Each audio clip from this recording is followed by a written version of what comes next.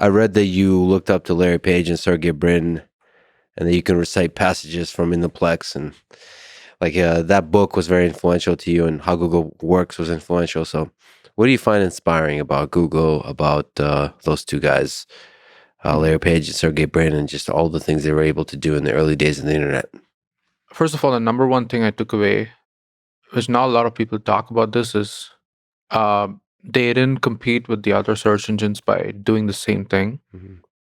They flipped it. Like they said, hey, everyone's just focusing on text-based similarity, traditional information extraction and information retrieval, which was not working that great.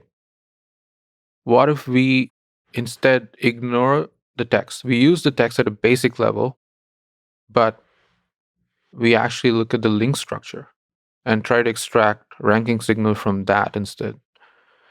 I think that was a key insight. PageRank was just a genius flipping of the table. Exactly. Yeah. And the fact, Sergey's magic came like he just reduced it to power iteration, right? And Larry's idea was like the link structure has some valuable signal. So look, after that, like they hired a lot of great engineers who came and kind of like built more ranking signals from traditional information extraction that made PageRank less important.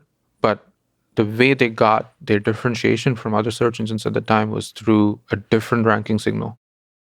And the fact that it was inspired from academic citation graphs, which coincidentally was also the inspiration for us in Perplexity.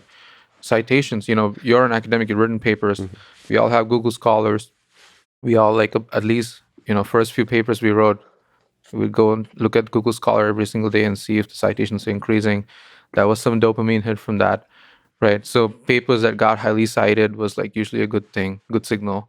And like in Perplexity, that's the same thing too. Like we said like the citation thing is pretty cool, and like domains that get cited a lot, there's some ranking signal there, and that can be used to build a new kind of ranking model for the internet. And that is different from the click-based ranking model that Google's building. So I think like that's why I admire those guys. They had like deep academic grounding, very different from the other founders who are more like undergraduate dropouts trying to do a company. Steve Jobs, Bill Gates, Zuckerberg, they all fit in that sort of mold. Larry and Sergey were the ones who were like Stanford PhDs, trying to like have this academic roots and yet trying to build a product that people use.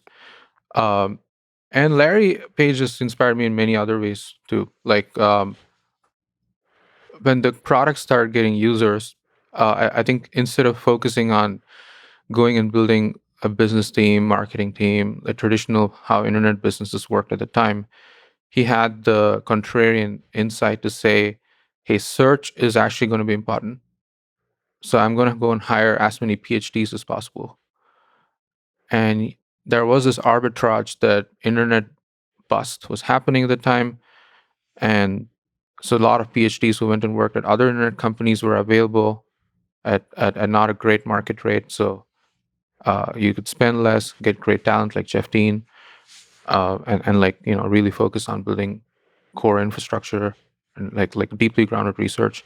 And the obsession about latency, that was, you take it for granted today, but I don't think that was obvious. I even read that at the time of launch of Chrome, Larry would test Chrome intentionally on very old versions of Windows on very old laptops, and complain that the latency is bad. Obviously, the engineers could say, yeah, you're testing on some crappy laptop, that's why it's happening.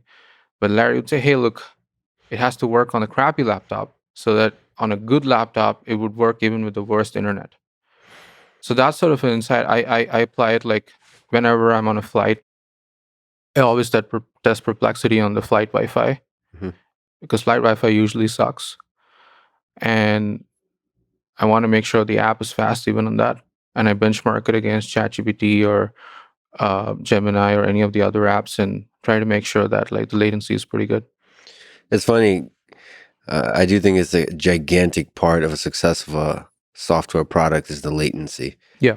That story is part of a lot of the great product, like Spotify. That's the story of Spotify in the early days, figure out how to stream music with very low latency. Exactly.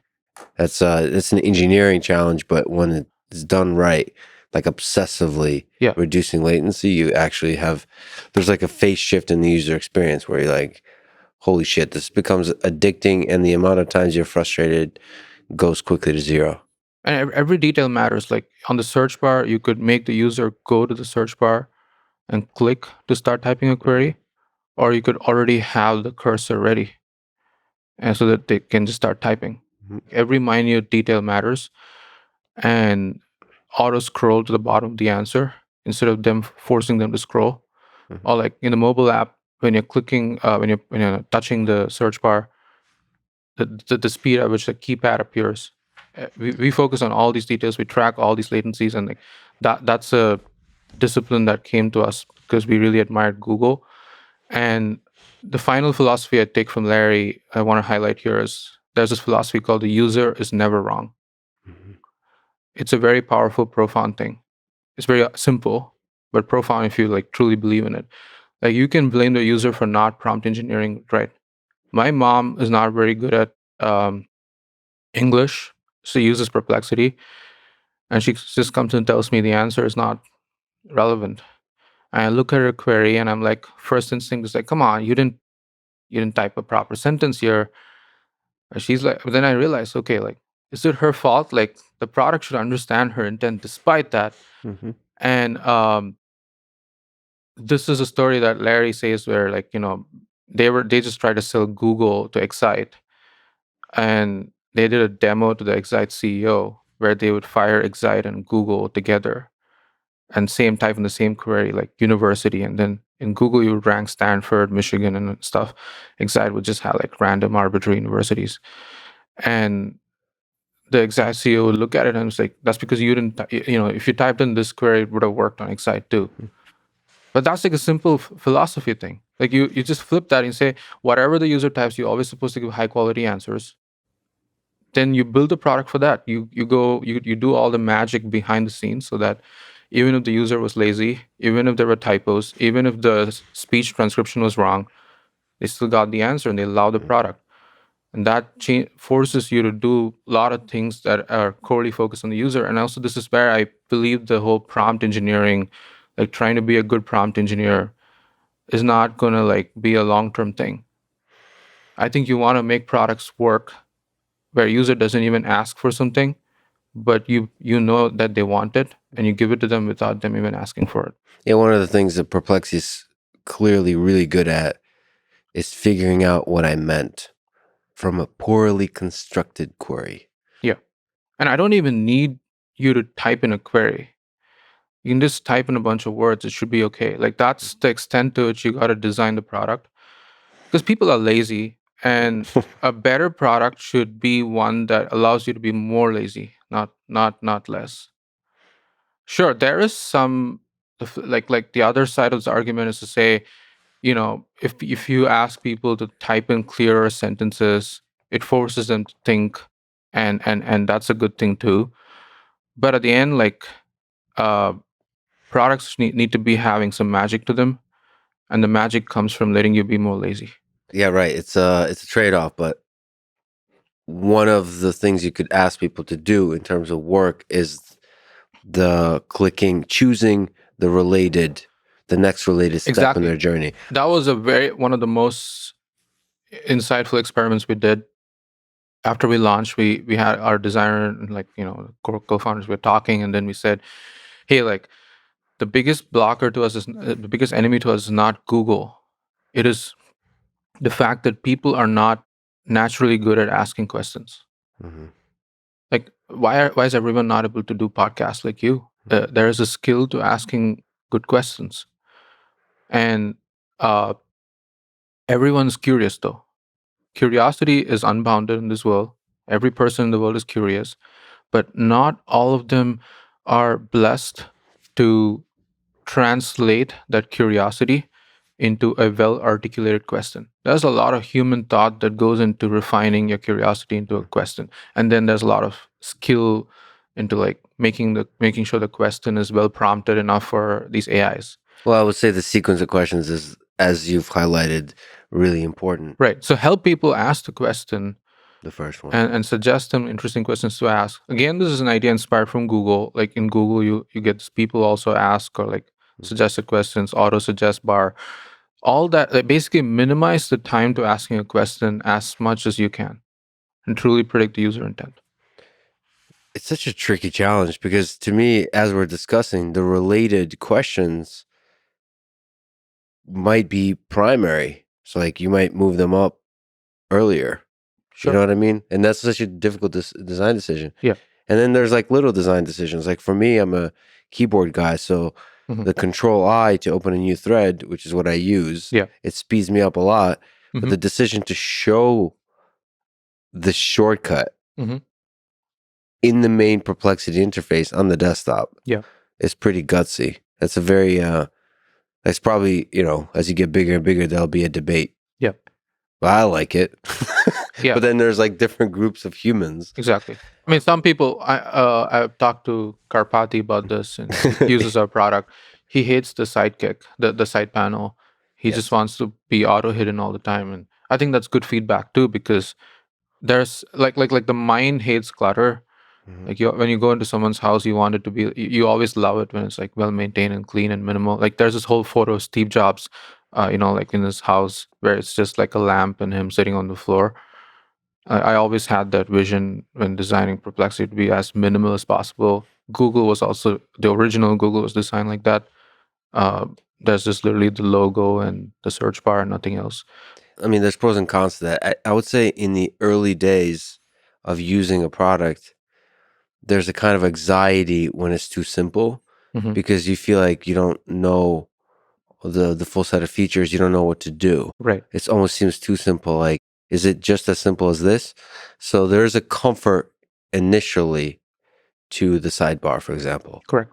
But again, Karpathy, probably me aspiring to be a power user of things. So I do want to remove the side panel and Yeah. everything else and just keep it simple. Yeah, But that's the hard part. Like when you're growing, when you're trying to grow the user base, but also retain your existing users, making sure you're not. How do you balance the trade-offs?